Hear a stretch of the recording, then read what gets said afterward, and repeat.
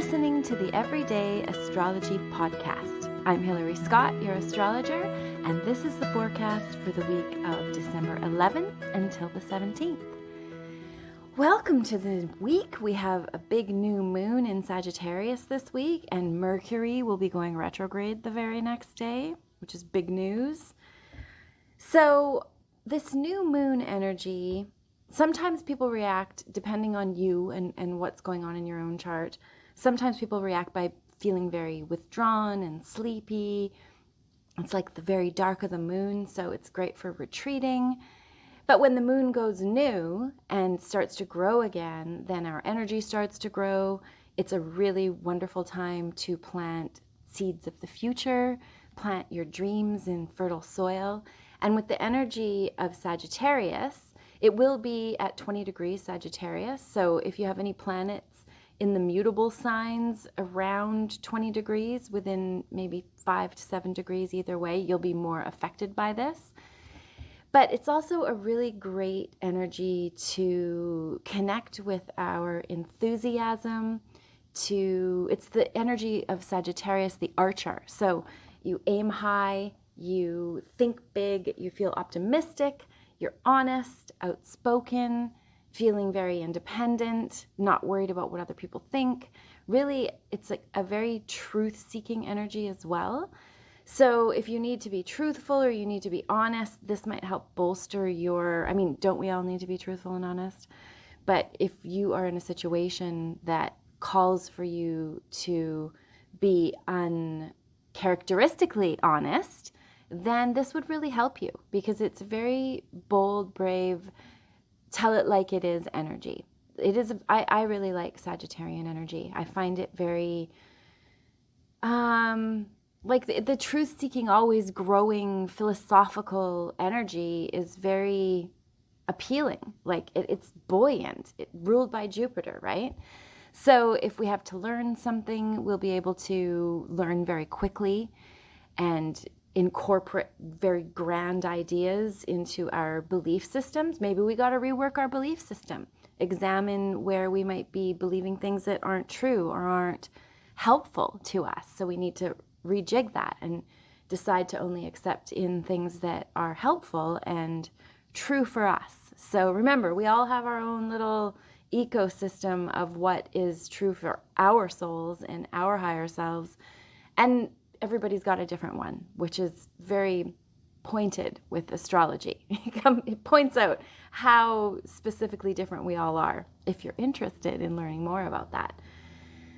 So what do we got going on here? This new moon has kind of a lot of nice aspects. It's got a difficult one with Neptune, which can make us sort of prone to deception, maybe not seeing things quite clearly, being confused, or also like being sort of fooling yourself, like something that you're doing isn't true, or maybe you're being fooled as well. That could definitely be true as well, that there's some sort of wool being pulled over. You can't really see, the details are murky.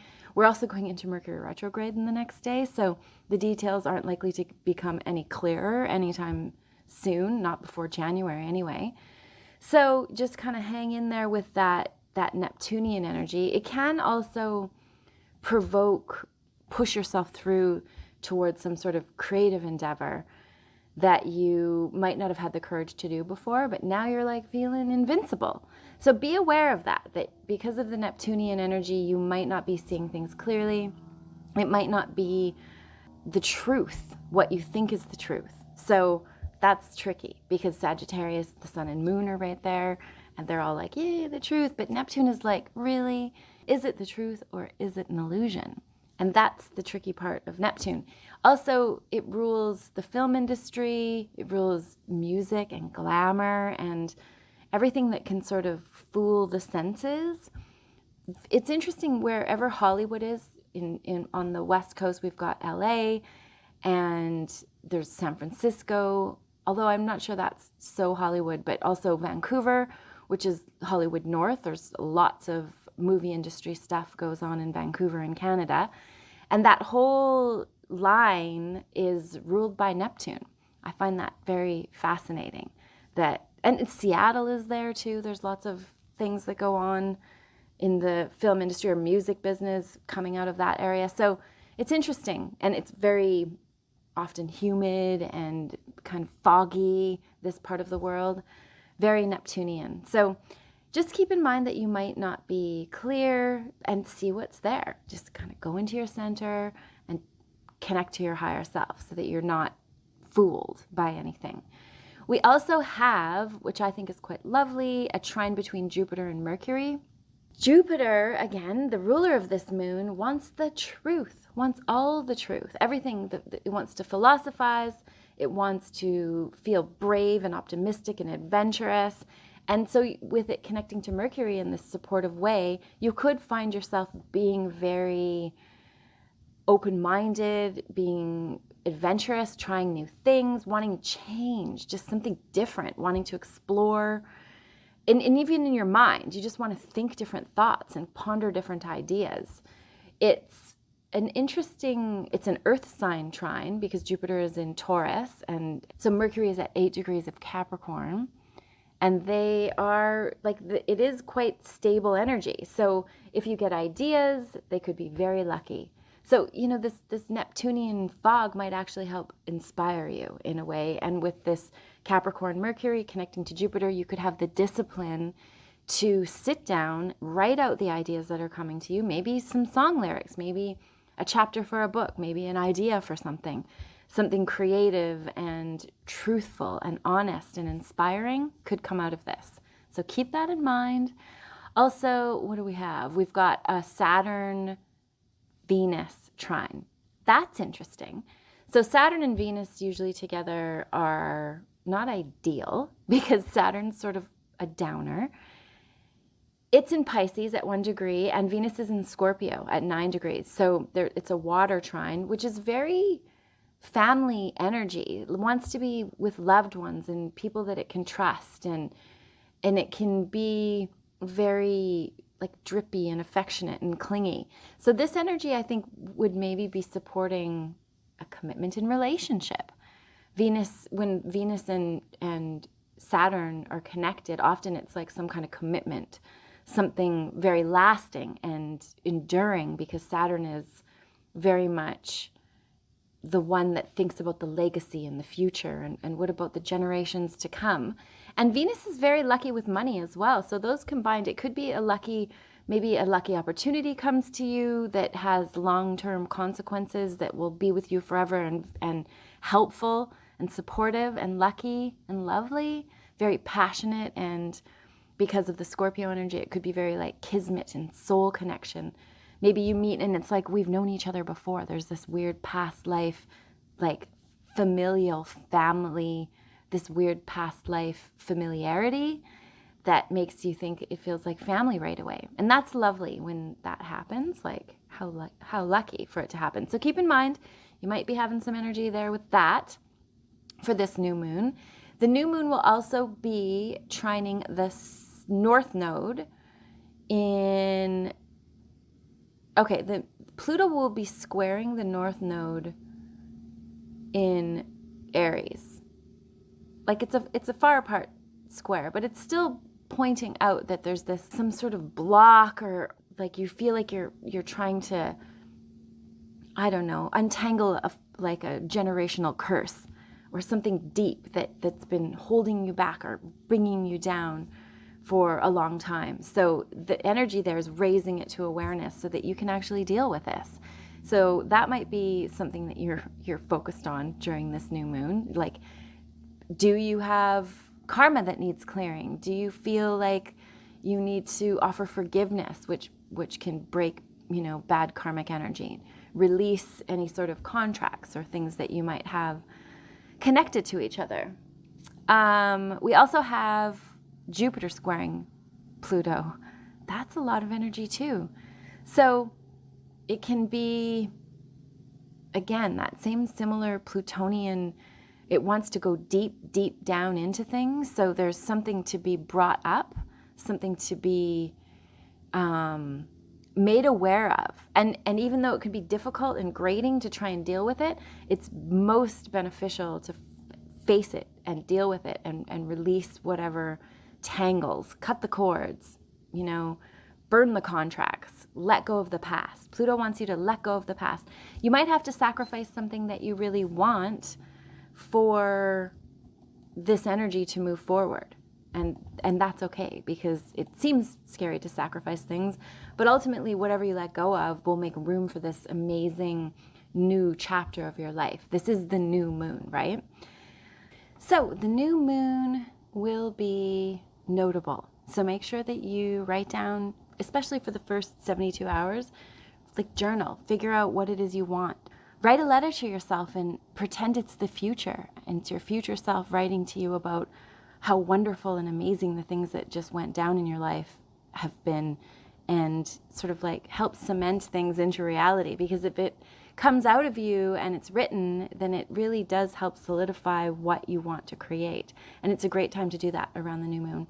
Also, learn, grow, learn about other cultures, maybe travel, do the Sagittarian thing, be very open-minded and ready to change and grow and adventure and take risks. But also make sure that you don't overdo it, because you'll regret it. You don't want to overdo it.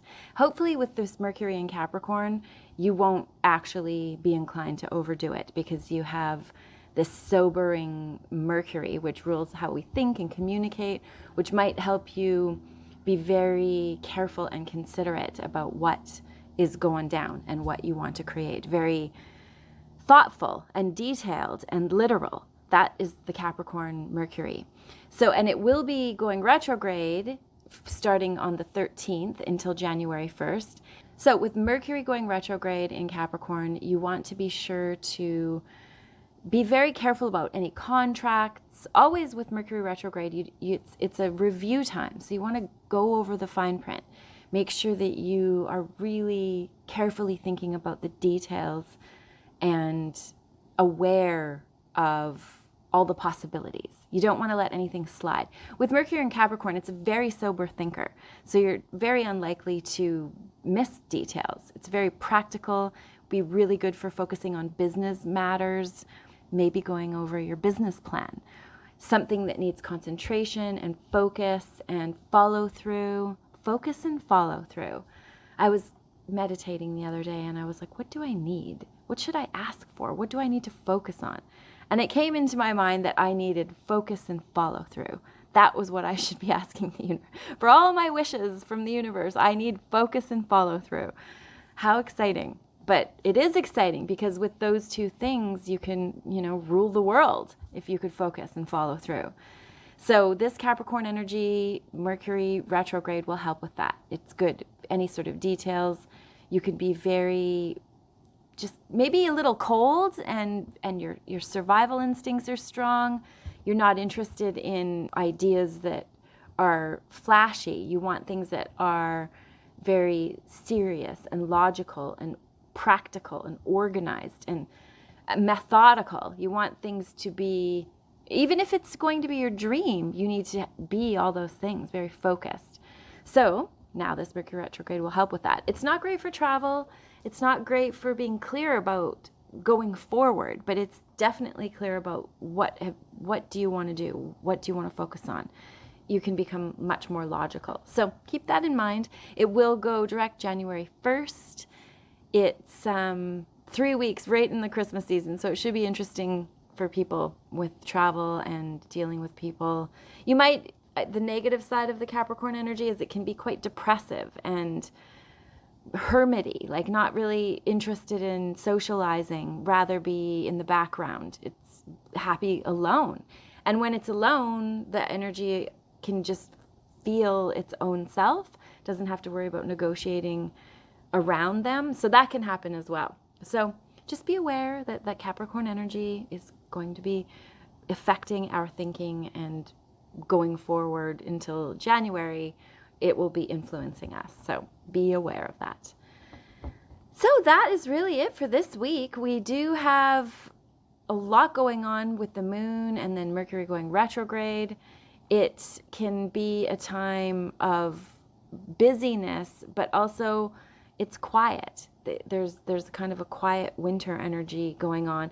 We're really now at the darkest of the year. And then after the 21st, when we have the solstice, the light will start to come again. So cozy up, do what you need to do to make the most of this energy.